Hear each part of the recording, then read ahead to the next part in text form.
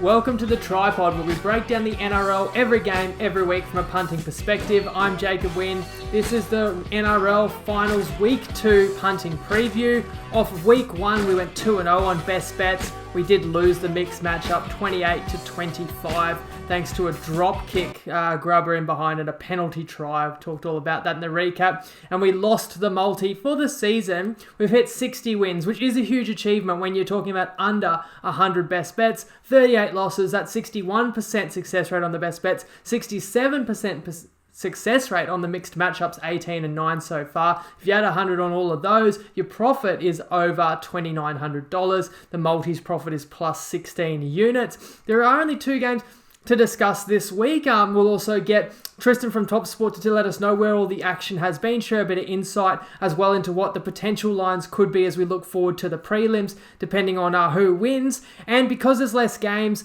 and less tips from me, I've actually invited some guests from the Tripod community, some of the sharpest minds we have. Bring these guys back on to share their handicaps and their best bets for the game as well. And because there's only 2 games, very hard for me to find a traditional, mixed matchup with so much less to select from, but I have created a custom market that is mixed matchup level of value, I believe, that involves the matches. In fact, I have no official best bets, guys, so I think throughout this year, I've averaged probably finding a best bet in every second game, and it's certainly tempting. I was actually really close in both games, and I will let you know the play that I was really close to sharing when we get into each game, but I'll also ultimately share why I just didn't get there with 60% confidence. You just have to remain selective or you're never going to have long-term successful results like we've had over the years with Tripod, so that's why I've just stayed disciplined, not quite pulled the trigger. But having said that, I've still done a complete deep dive on both games. I've still got lots to say, lots to share that I think anyone punting on these games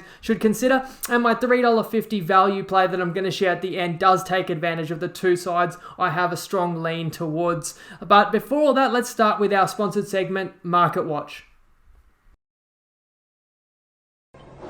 G'day Tripod family, it's Tristan Merlihan here from Top Sport. What an interesting week of finals just gone. Obviously the massive upset in Penrith getting beat by the Bunnies. That was by far and away our best result and one of our better results of the season. The money was unrelenting for Penrith, both at the minus and also in multis, taking the other favourites. We almost got a big result in the Roosters Titans games just before, and I thought, we were a little bit unlucky there, as the Titans probably could have won that game if they passed the ball through their hands in that last play, but then all the multis rolled into that Panthers game, and we did get a result there. The weekend started ordinarily. There was a lot of money for the Storm, and they were very dominant in their victory. They were very impressive. That's seen them firm up into close to even money to win the comp now. They actually drifted a touch on the back of Penrith losing their game, and South Sydney, the biggest firm, are into $5. Interesting couple of games this weekend. Again, all the money is for the favourites in multis, expecting both Penrith and Manly to get the results in their games and proceed through the preliminary finals. It's an interesting one trying to look ahead. Assuming those 2 favourites win, Penrith obviously line up against Melbourne. You'd probably think in that game it might be around about the 3.5 to 4 point line, I suspect, in Melbourne's favour. Maybe 3.5, just depending on how impressive the victor is, and obviously any injuries as well. The other game's a lot trickier. It's going to be very dependent on how impressive Manly are. You sort of feel that game might be around about that pick and mark. But again, it's a tricky one until you see the composition of the sides, how impressive both sides are over the weekend. So, all right, punters, well, good luck over the weekend. If you're having a bet, make sure you do it responsibly and enjoy the footy. We're getting close to the big games. Thanks, guys. Really interesting thoughts there from Tristan at the end, especially about what the lines could be in the prelims next week. Now, of course, that would be if the big favourites win, which is the likely results. But as we saw in round 1 of the finals, nothing is guaranteed. But now, I'm no bookie, but I feel like the Storm would be at least minus 4.5, if not 6, against Penrith, just with how unstoppable they've been and with that extra week off. And maybe I just highly value the week off more than Tristan is, because I would also expect the Bunnies to be a short favourite rather than a pick'em against Manly. Other things to consider is, of course, assuming no key players get injured or suspended, which would increase those lines, because nothing bad can really happen for Souths and Melbourne. You wouldn't think just in their training, but there's a big risk when you've got to play the footy games this weekend, and it's elimination footy. Of course, one other thing that happened in week 1 it was the cat amongst the pigeons, which I alluded to there, which is South getting that upset over the Panthers. Now, that's sad for us because I did tip a Melbourne, Penrith, Quinella, and we can't get that now. It just goes to remind us, though, that anything can happen in finals footy. And the funny thing is, Saturday night was really the crazy day of the finals last week with that doubleheader, both games going down to the wire, one big upset, one near upset. And this weekend we have 2 games with double-digit lines, just like we had on Saturday. So those matches didn't go as everyone expected last week, but let's dive into this week and I'll discuss how I see it all unfolding. Both games are at Mackay, and the first one kicks off Friday night with Manly, who's captain DCE, is actually from Mackay, not that he needs any extra motivation. They face the Roosters. The Roosters are 10.5 point underdogs. The total is 46.5. Lockie Croker, who's been really solid filling in as a makeshift hooker for Manly this year, was a withdrawal last week, I think back spasms, but he's on track to play this week and to start, which would be a boost. They had to use a mix of Lawton and Jake Trbojevic at hooker last week, so get a boost with Croker in, which pushes Siren into the reserves. Dylan Walker has passed his HIA. No other changes for a Manly side that lost 40-12 to Melbourne. Roosters have a couple of forced changes, so a big loss TKO to the forward pack. Knee injury suffered very early on in the game against the Titans, and Verrill has failed to challenge his high contact charge at the judiciary, and in fact is going to be out for 2 weeks now. I think the Roosters were the better side. They never trailed against the Gold Coast, but you've also saw how it ended. So they very easily could have been trailing at the final whistle. Nonetheless, they hung on and they eliminated the Titans, and the final score there was 25-24. So on that note, my first kind of takeaway from last weekend is that the scorelines didn't flatter Manly or the Roosters, and those games did not go according to plan. If we start with Manly, first thing that just went against them was few errors and falling behind. And they never had any momentum, never any control, and always having to chase the game against the Storm. The other big thing that went against Manly last weekend was just the fact they were playing the Melbourne Storm, and when the Storm are on, they can do that to basically anybody. So a couple of reasons why I don't totally write off Manly. And as for the Roosters, I give them a lot of credit too. Their biggest issue last week was they couldn't hold the footy. I think they completed under 2/3 of their sets, which is always going to allow your opponent to hang in the game. And in the recap, I also talked about how 3 of the 4 Titans tries were pretty fortuitous as well. So I don't think that the Roosters defended badly to concede 24 points.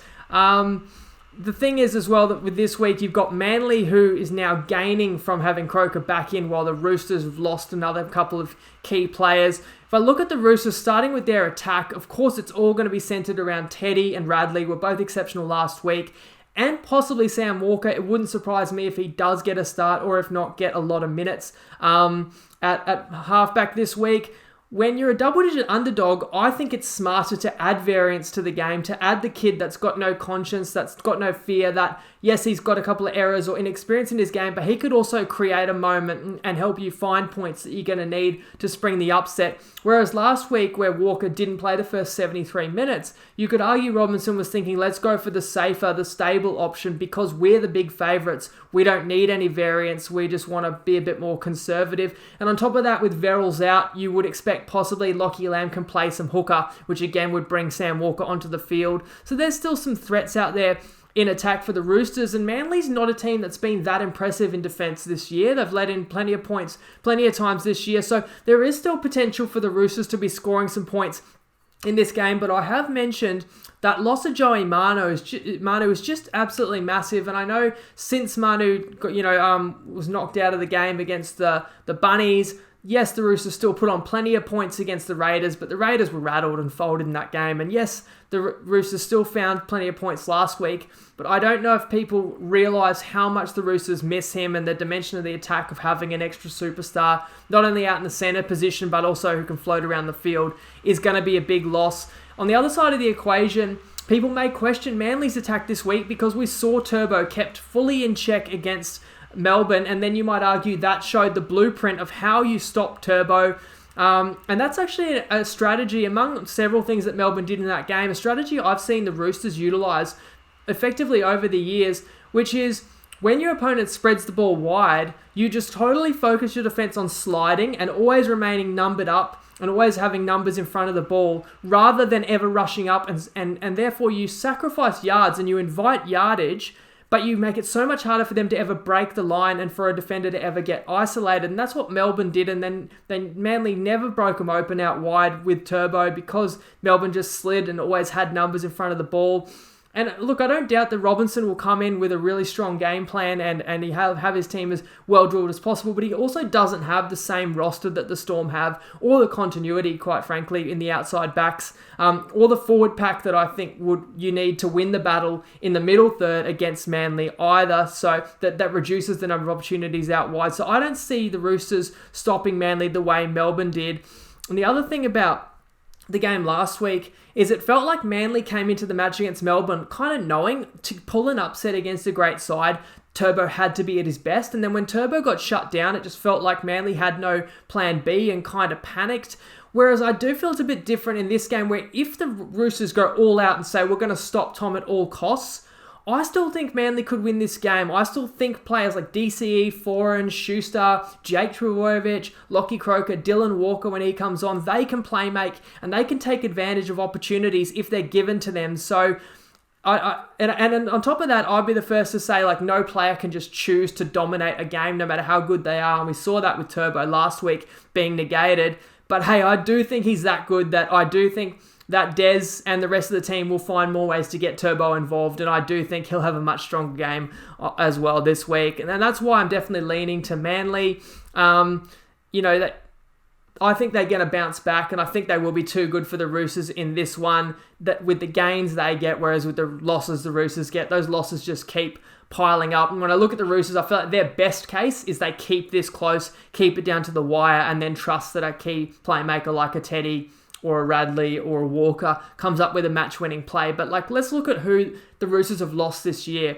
You lost Keary, Cordner, Friend, Brett Morris, Suwali, Joey Manu, Lindsay Collins, TKO. If you had all of these guys available, I really think that the Roosters would be on a Melbourne Storm level, like Storm Panthers level. That's how good they are. And the fact that all those guys are out and they're still in the final six, and they're still with a chance to make a prelim, and they were knocking on the door of top four. It's really commendable and impressive. I still think they're going to be a handful. They're still trotting out a really classy, especially starting lineup, but I just feel like that you feel the pinch in the depth. It's yet another edge that I give to Manly. I think their bench can add to their, getting on top and carrying that on throughout the game. So I'll never back an underdog, even if it's double digits, if I feel like they need a bunch of little things to go right to keep it close. Therefore, I do lean to Manly. I also should add, I reckon there could be a confidence boost in the Manly camp just by virtue of, yes, they got thumped last week, but then Penrith lost and ended up on the other side of the draw. It's a very realistic pathway to a grand final. So if you agree with me, I'd play the -10.5 with Manly because I think this line's more likely to go up than down. I just couldn't get there with 60% confidence.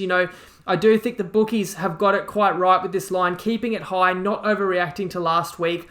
Of all the plays, I most strongly considered Manly -5.5 second half, $1.84 on Top Sport. But, going back to what Tristan said, Manly's been heavily supported. I just feel like those sides are very hard to profit really well long term when you're taking what is a public side and what is a heavy favourite. And as I said at the top, I have found a value play that involves this game that is my favourite way to get at this. If I'm looking at the total, I lean overs because of the reasons I said. I think the advantages Manly will have in the matchup, and I think Roosters are going to take chances which could lead to points on their side or could lead to points for both sides. Let's move to the next game also in Mackay, played Saturday night. Panthers Eels, and Penrith are a -12.5 point favourite, and the total is 42.5. The Panthers regain Dylan Edwards and Leota. That shifts Crichton to the wing and Lenu back to the reserves. Charlie Staines is out.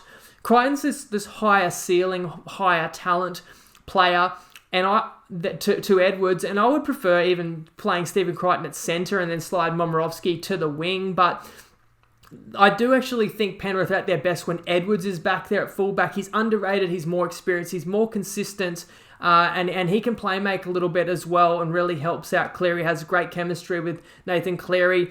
And then you also, by having Edwards at fullback, you allow Crichton to be a bit more of an X factor and be deployed really anywhere across the field unpredictably. The Eels also get a boost. Ryan Maddison, I don't know why he didn't play last week returning from suspension. He could have, but he was held out of the game. But he's back on the reserves, on the interchange bench. And of course, the Eels still got the result. They won 28-20 against the Knights. Nathan Brown has a cork that he has to overcome. And another big boost, which the Eels got last week, but worth remembering because he's been out for about a month, is Campbell Gillard. He was huge. I don't know if Para even wins that game without, the addition of RCG in the middle there. First thing I'll say about this one is let's toss out that round 25 result where Penrith destroyed Parramatta, but it was Parramatta's entire reserve squad. That result doesn't factor into my assessment at all. I just say that. When I look at Parramatta, I'm looking at a side that hit an absolute low point, losing 56-10 to Manly, round 22, and pretty much everyone wrote them off. And since then, had a 16-point win over the Cows, had a 12-point win over Melbourne, and an 8-point win over the Knights in an elimination final, if you just include the games when their starters played. So yes, they also lost 40-6 to Penrith, but make no mistake, Parramatta comes in confident because of what they've done when they've actually had their starters.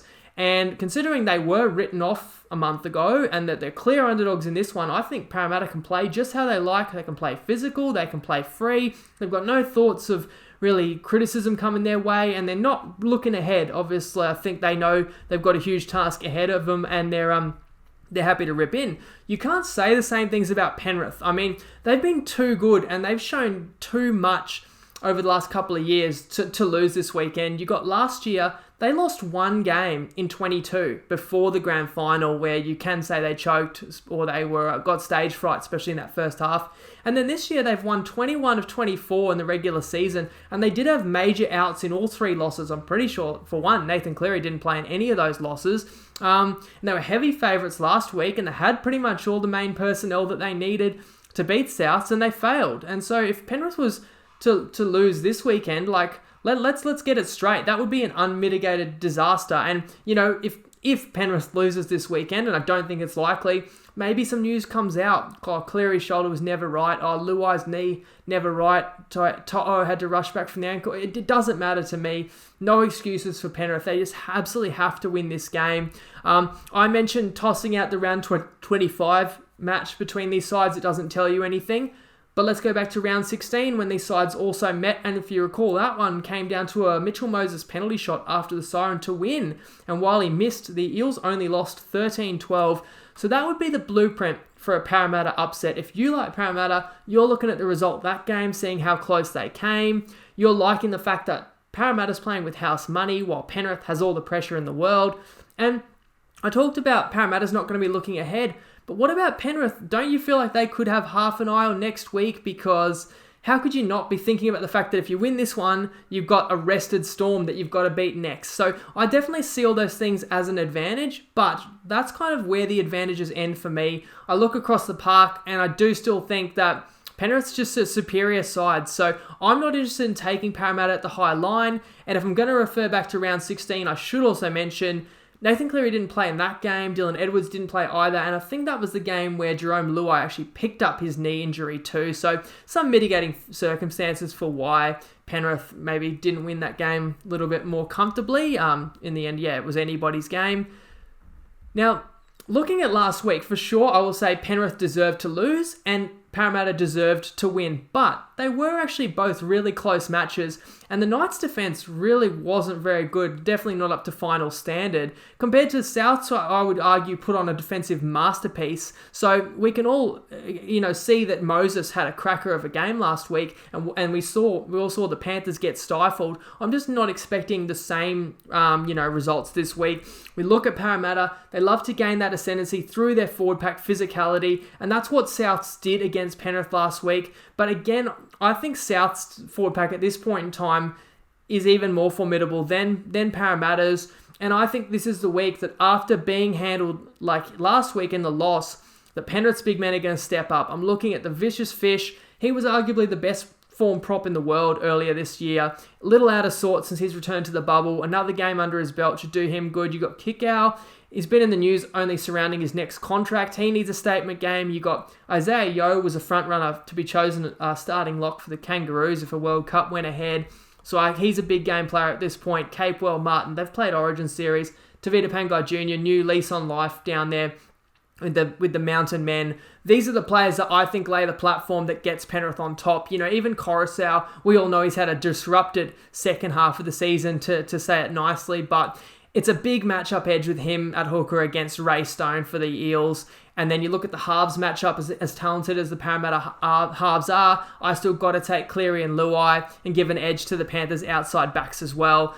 I think that while Penrith, will be frustrated with the loss to Souths, I don't think they're going to be rattled. I look at teams embodying the characteristics of their leaders, and to me, Nathan Cleary, Isaiah Yeo, they're calm campaigners. They're not going to panic. I think Penrith holds their nerve, and that's why I would lean, even though this line's above 12. Now, I'd still lean the minus 12.5. $2, you can get that, Ladbrokes and Neds. The other bet that I was really close to making a best bet, I won't get there, but I still like this, would be Penrith to score over 12 points as a team in the second half. $1.88 on Ladbrokes and Neds. But similarly to the Manly game, even though I lean to the favourite, I don't want any part of the underdog, and I don't think the value is on the underdog. I just don't think we're gaining enough line value on the favourite either. I think the bookies have done a pretty good job giving pretty fair odds, and while I still have a lean to the favourite, you gotta have strong confidence that the line is wrong by at least 2.5 points to find plays that are going to win 60% plus long term. So I haven't got there. There's another factor that has me worried is if I like the favourite, I can't ignore the fact that the refs are getting a bit more tight and letting a little bit more go in the ruck, which then sometimes is trending towards less blowout games. And when you're on a favourite laying those points, you want the opposite. You want the games to flow more and more points. And we have seen a trend that these games are tightening up, and especially being finals. So again, my custom mix matchup was actually my favourite bet of the week, which we'll still get at Manly and we'll still get at Penrith, and I'll share that shortly. If you're after my thoughts on the total, I actually would lean under for this game, but what's tough about it is if Penrith just gets well in control, there is a scenario where Parramatta could give up late and leak a bunch of points late too. So that's where it's hard to judge the total, but it really depends, I think, how much of a showing you reckon Parramatta's going to give, and if you think they're going to fight hard for 80, then the under would be a pretty solid play. Those are my in-depth thoughts on all these matches. As I said, I called out to some of our sharp minds from the group, and I introduced Mateos last week. Well, he's back and even bigger this week. He sent me a 4-minute breakdown, so I thought I better actually watch this before I record my segment, and his 4 minutes is totally on Penrith Parramatta, and he has 2 tips as well. So have a listen, hear it from Mateos' point of view. He sees the game quite similarly to me, but I'll let you hear it from the Padonis. And while I didn't have a single tip on this match, maybe you can see if he gets you over the line with his thoughts and his tips. G'day pod family, Padonis here, looking forward to an exciting week of round 2 finals action. Last week we went 1 and 2 in our best bets with a losing week, unfortunately, and it was disappointing to lose that first half under in the Eels Knights game. With 2 tries we conceded brutally in the last 5 minutes. So never pretty reading and condemned our fate, but nonetheless onwards and upwards, and we look forward to this week action. I've got one game that I like, and that's Penrith Panthers. I think they're a strong chance to cover the line against the Eels here. So all the talk heading into last week was the fact that Melbourne and Penrith are on a collision course for the premiership rematch in the grand final there, and then Penrith get to watch Melbourne on Friday night come out and destroy Manly. And did they think that they can just turn up and the same thing would happen against a Souths team who were dogged, who were desperate, and they were defensively complete? I don't think I've seen a better performance from a Wayne Bennett team in at least 2 years since he's been there with Souths there. So look, I'm not willing to write off Penrith. I think they've performed and they've shown us over the last 2 seasons that they are that good of a side. And one loss in a final series doesn't erase all that goodwill that they've banked up for us punters and for the media and the public and for their own fans. If you're a Penrith fan, don't write these guys off. They've got a lot of experience in big games. They've got the best player on the planet in Cleary. I think he'll want to show that. And now also they've got a lot of Origin experience with 7 or 8 players this season being picked in the Origin sides. And they've also coming off a winning series with the New South Wales Blues. So I think that'll hold them in good stead. I think Parramatta are coming into this game slightly overrated still. Sure, they beat Newcastle last week in an albeit scratchy performance, and if it wasn't for that 5 minutes before half-time, then maybe the game would have been a little bit closer, and maybe the Knights would have had their noses in front in the final 15 minutes. And then what would have happened at the back end of that game? Not too sure. And also, Parramatta playing Melbourne a couple of weeks ago, that line was pushed out from 22 all the way to 25. So if Parramatta were playing Storm this week, what would the line look like? Would it be 12.5 where it is now against Penrith? I don't think so. I think it would be closer to 18. I think Penrith and Melbourne still on the same level. So I had this line closer to 16 points. And when I look across the board, I don't see any advantages for Parramatta. I see Penrith being stronger in all facets, in all departments. I think their forward pack got slightly overwhelmed last week by South, with Burgess running for 200 metres from the bench as testament to that. But I think this week they come out strong, focused, they'll have disciplined effort. Fisher Harris will step up, Kickout will step up. I think Tavita Pangai Jr. needs to put in a good performance, otherwise he can just fuck off to the Bulldogs now. So I'm willing to take Penrith on the handicap. I think they're the stronger team. I would have loved to have had the 11.5 in our pockets a couple of days ago before the lineups, but wasn't to be. Dylan Edwards comes back, he helps a lot, strengthens support play and backup, which I think was missing last week against Souths. So extra day's rest as well, I think it's in Penrith's favour. So I think Penrith are the way to go in this game. It'll be maybe tight early like it was a couple of weeks ago, but I think Penrith will show their class and they'll set up their match against Melbourne in the prelim next week. So I've got two bets in this game. The first is Penrith Panthers minus 12, flat 12 on TopSport at $1.80. And if you have an option for the boosted button, you can hit that on minus 11.5, and that will take it from $1.76 to $1.80 as well. But for the purposes of grading, let's stick with the minus 12. And we've also got Eels under 14.5 points. That's either on TopSport or Sportsbet for $1.86. Good luck, boys. Next up, we've got Matty the Undertaker, who did make a little bit of money for us last week. He went 1-1 on his tips, and his winner was paying $2.36. Let's see what he's got this weekend. Hey guys, Matt O'Keefe, and I got a bet in each game for this weekend.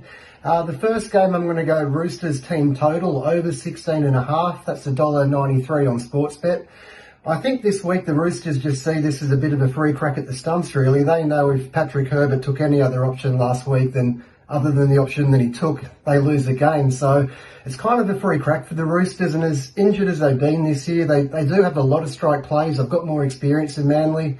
Manly've actually conceded 18 or more points in 9 of the last 10 games, while the Roosters have actually scored 18 plus in 8 of their last 10. So I'm not sure if Manly cover or not. They might be a bit tense, but I do feel pretty good about Roosters hitting over their team total of 16.5. Next game, I'm going to go Eels plus 6.5 at half time. That's $1.88 on Ladbrokes in the first half.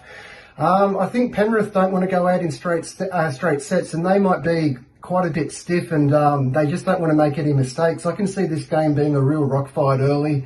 The forwards are going to bash each other, I think, and I just think, I'm not quite sure if Eels cover the full-time line of 12.5. If anyone runs away with it, it would be the Panthers, but I think the Eels can stick around in the first half. The Panthers just want to get out of there with a win and just really not make any errors, so I just like them to stick around in the first half. Good luck.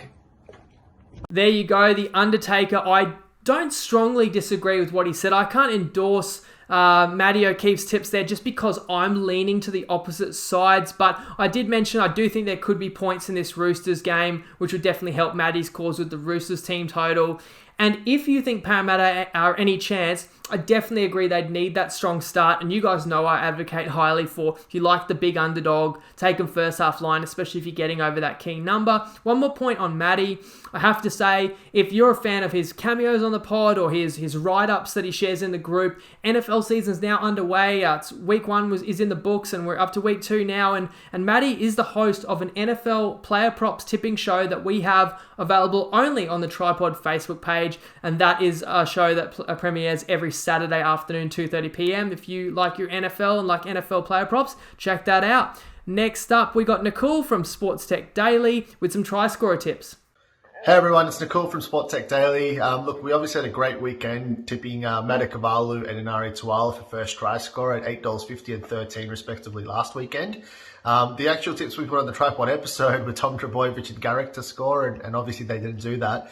But we're going back to Tom Trbojevic and Manly. We think they're going to bounce back strongly. We think Lachlan Croker coming back in, Verrills and Takiaho being out for the Roosters should be a pretty big change. Manly's going to be on fire in their attack, we reckon. So Tom Trbojevic, $1.65 for any times try score on Neds or Ladbrokes. If you look at his numbers specifically this year and the games he scored a try, his odds would be closer to $1.25 if you base that just on that. I think he scored in 13 of 16 games. And the other game, we've got Matt Burton, anytime try scorer, $2.30 on Tab, and Kurt Capewell, 29s on Neds or Ladbrokes for first try scorer. We think Penrith are going to bounce back as well up against the Eels, who've done a pretty good job to get into the second week of the finals.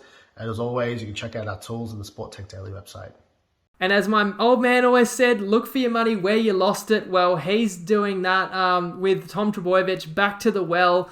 With specific players, it's always hard to know for me, like which player gets the opportunity and score. Always feels like a dice roll, but I do see Manly and Penrith going very well this weekend, as you've heard me say. So I like the sound of those outside backs and a couple of special players that he's taking there in Turbo and Berto. Thank you to our celebs again, not only just for taking the time to record these videos, to share publicly their thoughts, putting them out there and sharing them with you guys the way they see it, but I only reach out to these guys because they're the ones that are putting in the work every single week and sharing tips and breakdowns for us all in the group. So we do all appreciate it. Good luck to any followers who jump on their tips. Finally, the mixed matchup. I said last week I couldn't guarantee I'd even have one this week. It gets tougher with less matches to choose from. Now, if I liked one favourite and then I had like a strong like or lean to one of the underdogs, that would have been a perfect mixed matchup opportunity. I could have gone favour versus favourite or dog versus dog. But because I lean to both the favourites, it just doesn't quite work where I can't derive enough mixed matchup value. We've got a couple of teams that are paying between $1.20 and $1.30 head to head. So it's not, going against anybody to say that I think Manly and Penrith are going to win. But I have still found a play where I think we can pull some value out of this. And that bet is neither the Roosters or the Eels to win a half this weekend. So that is, you take the score of each of the first halves and the scores of each of just the second halves, and the Eels and Roosters can't outscore the Panthers or Manly within those 40 minutes. Now, what's ironic is neither Manly or Penrith actually won a half a footy last weekend. Now I'm tipping that those two sides won't lose one. I actually think that's where we do find a little bit of the extra value in this one, because we're taking two very good footy sides that I still have a lot of faith in off really poor performances against really tough opponents that made life very difficult for them. And because we know a lot of punters and the public have short memories, I think there's some people a bit reluctant to jump on Manly and Penrith this weekend. But I've made the case why I think they're just going to be too much to handle. $3.50 you get for neither the Roosters or the Eels to win a half. So even any of the halves can end up even scores, level scores within a half. That's fine too, but just these guys can't be losing at halftime, and neither of them can actually lose the second halves. So this is not a slam dunk. It's paying $3.50 for a reason. The biggest risk that we're going to face this weekend is just in the modern game, teams can get momentum and score in bunches. So if like the Roosters or the Eels have a period where they score back-to-back tries or definitely, 3 tries in a short space of time, that's probably what sinks us. We have to survive 4 straight halves of footy where that doesn't happen. But that's why we're getting this price. And the way I see these games, I do see Manly and Penrith finding their way to the front, getting on top in the contest, and then potentially accelerating. And I think the further that, or if Manly and Penrith find themselves in front, it just makes their opponent more uncomfortable and makes the opponent need to take more risk and takes them away from their ideal game plan. So then if these sides win the first half, I think it's even more likely that they go on with it and win the second half. That's why I like that value play at $3.50 available on TopSport. You can have up to $100 on that. That's the show.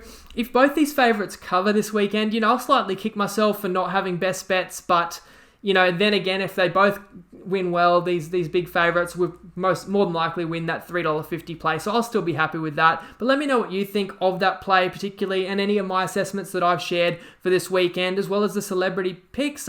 See you Sunday. I'll keep the recap on Sunday, even though obviously there's no Sunday footy, sadly. But it might get a bit late to do a recap, and I'll give it a day to digest those 2 results, and then I'll do a very brief live recap. So if you enjoy the recaps, I'll see you Sunday. But if not, enjoy the games, and I'll see you for the preview. This time next week, we'll be previewing the prelims. Good luck on all your punts. Gamble responsibly, and Lego.